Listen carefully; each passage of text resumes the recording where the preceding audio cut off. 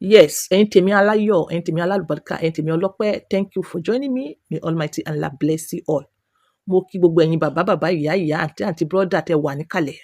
Thank you so much. Ọ̀rọ̀ yìí ti ń lọ fún quite some time nísìn.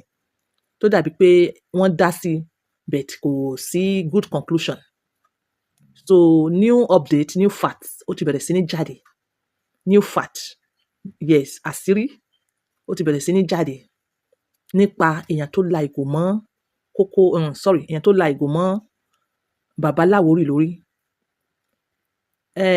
Bàbá Láwórì ó jẹ́ òṣèré Yorùbá tó máa ń pa wá lẹ́rìn seriously, especially àwa tá wà ní north. Wọ́n máa ń pa wá lẹ́rìn gidi gan. His character is so funny. So bí mo ṣe wá rí pé ó ń go through trauma, I will call it trauma, kò yí sì kí wọ́n làgò mọ́yàn lórí. Ó lè gbàbẹ̀ kú.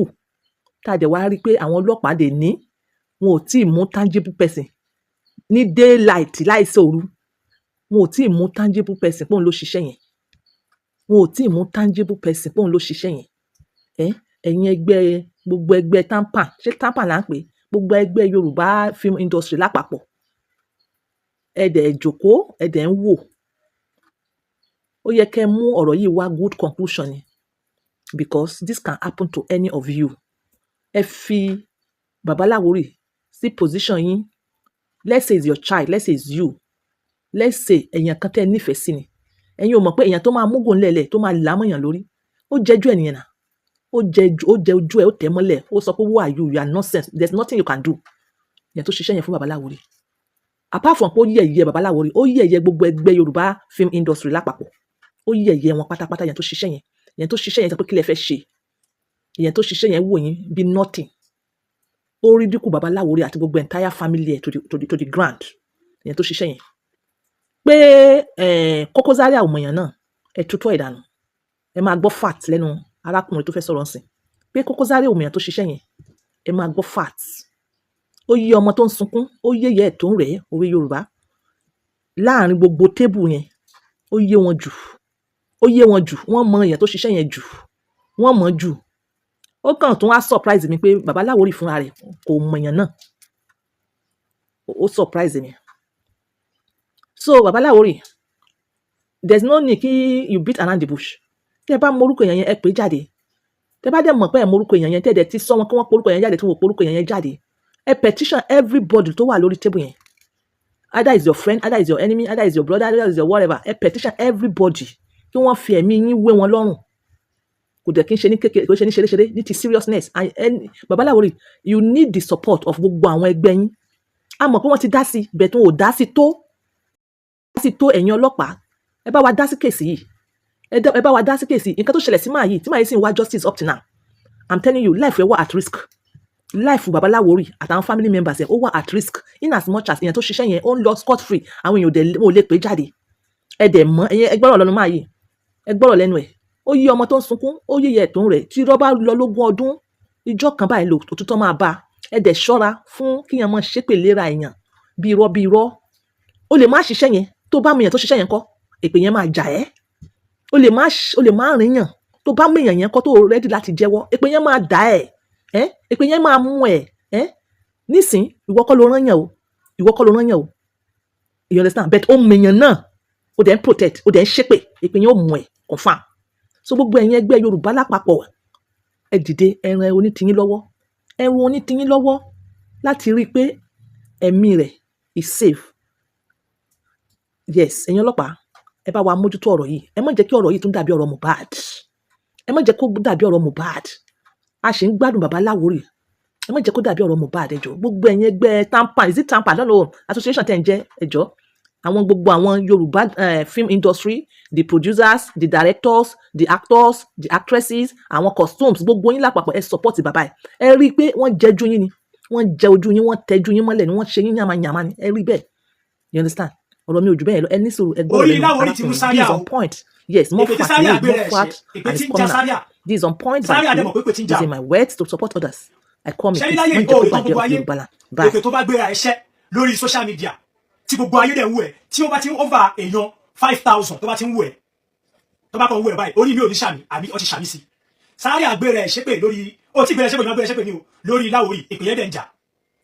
Kò tí ì ju a week lọ ń sìn a week táyà kò tí ì ju a week lọ nígbà tá ní pé tó ń ṣe pé àtúbà ìpò mọ̀ kọ́kọ́ pa ẹ̀ kí ègún bá ẹ̀ ègún ẹ̀rẹ̀ ti bẹ̀rẹ̀ ègún wàhálà ti bẹ̀rẹ̀ sí ẹ Zaria gbogbo akọ́ tó ń ṣe lórí social media tó ń jó lórí TikTok yẹn nǹkan tó ń ṣẹlẹ̀ sí ẹ lábẹ́lẹ̀ tẹ̀bí nífẹ̀ẹ́ fọwọ́ra ẹ̀ fọwọ́ra jẹ́ kí n jáwé èèyàn sí èpè orí Láwórì àti ìyàwó Láwórì àti èpè tó ń gbé rẹṣẹ́ ó ti ń jà o ọ̀nà wọlé àti mọ̀ pé pé ń jà ni pé Zaria bóyá o ti mọ̀ pé another case ni ẹ o another case ní ìwà fún another case tó wà fún ẹni pé ṣe mọ̀ pé ajá Zaria kò ṣẹ̀ṣẹ̀ máa ṣe ajá Zaria ti ń harass èèyàn tẹ́lẹ̀tẹ́lẹ̀ ọ̀rọ̀ tí mo sọ ìkòbò lóṣòdì o ọ̀rọ̀ tí mo sọ yìí ṣùgbọ́n wọ́n fẹ́ fọwọ́ bo ọ̀rọ̀ yẹn kò tí ì ju èwìkì lọ́sìn ajá tó wà nù ilé Zaria ajá Zaria ó wá pààyàn ajá Zaria pa èèyàn ó pa èèyàn Zaria ìpè tó ń gbé ẹṣẹ ìpè yẹn ti ń jà ẹ o ègún yẹn ti ń ba ẹ o ti ń gbé ẹṣẹ ìpè yẹn kò tí ì tó èwìkì o ṣọmọ pé kò tí ì pẹ́ tó ṣe Láwórì lè ṣe òun búra èké ṣọwárí pé pè tí ń jà ẹ ajá tó wà nù ilé Zaria pa èèyàn tó wà wájú ilé ẹ wúmọ yẹn gbé wájú ilé inú wájú ilé Zaria lóṣòdì ni o nílé ẹ ń bẹ ajá Zaria pa ọmọ kan ọmọ tó pa yẹn wọ́n wá fẹ́ fọwọ́ bò lórí àtiwọ́ ó wá lọ fi owó ìyá tó ta ọmọ ẹ̀ tí ajá pa ọmọ ẹ̀ tóun náà fọwọ́ bò ṣoṣo fún bàbá ọmọ ṣoṣo sọ fún àwọn ẹbí ọmọ wàá mọ̀ pàrọ̀ dákèsì tún nìyẹn ìwọ tí o ṣe ṣọ́ránsì fún ajá ẹ̀ tí o dẹ̀ máa tọ́jú ajá ẹ̀ tó fún ajá ẹ̀ ní proper training àti pé ṣọmọ consequence kí ajá pààyàn kí ajá kó pa èèyàn ṣọmọ consequence ẹ̀ another case ó máa rojọ́ yẹn lọ́tọ̀ ọ̀nà Láwórì torí pé orí Láwórì ti mú ẹ torí pé orí Láwórì ó ti mú ẹ Zaria àní o ò lè tán gbogbo ayé jẹ tí ó bá ṣe admit kó wá lẹ̀ kó jẹ wá peace ohun Zaria òun ò kì í ṣe sórí àwọn ògbóró afrare ní ẹ tó bá jẹ́ pé gbòòrò ní ẹ tó bá jẹ́ pé mi nìwọ má lè kí mi kọ́ ẹ èmi kọ́ ni máa kọ́ ẹ nírú yẹn ọmọ tó làbò mọ́ Láwórì lórí àwa mọ̀ ọmọ Òṣòdì ni àwa mọ̀ ọmọ Òṣòdì ni ọmọ lẹ́yìn ẹni ṣùgbọ́n àwọn ò ní dárúkọ ẹ̀ mo mọ̀ orúkọ ẹ̀ mo mọ̀ state ẹ̀ bọ̀ àwọn ò ní dárúkọ ẹ̀ torí bẹ́ẹ̀ mi ò kì í ṣe ọlọ́pàá ló máa ṣiṣẹ́ ẹ̀ Nigerian police ló máa ṣiṣẹ́ wọn fúnra wọn because mo mọ̀ pé ọ̀rọ̀ yìí when Nigerian police wọ́n ṣe tán láti ṣiṣẹ́ ní the whole world Nigerian police àfi tọ́wọ́ bá fẹ́ ṣiṣẹ́ we have intelligent police DSS officers intelligence officers in Nigerian police not all Nigerian police are corrupt no a ní àwọn tó wà intelligent tó bá fẹ́ ṣiṣẹ́ ọmọ ẹni ok ẹ jẹ́ túbẹ̀ yín débẹ̀ kí ló ṣẹlẹ̀ gbogbo ẹni tó bá wà ní pati yẹn níjọ́ yẹn kí ló ṣẹlẹ̀ ọlọ́pàá tó máa ń tẹ̀lé olú ọmọ ṣé olú ọmọ Ògàndò ni àbí olú ọmọ Ògàndò ọlọ́pàá tó máa ń tẹ̀lé olú ọmọ Ògàndò kí ló ṣẹlẹ̀ ọlọ́pàá yẹn bu ẹnìkan so ta lẹni tí ọlọ́pàá yẹn bù so ta lẹni yẹn kí ló dé tí Zaria àfi ní kọ́ fẹ́ yẹn lẹ̀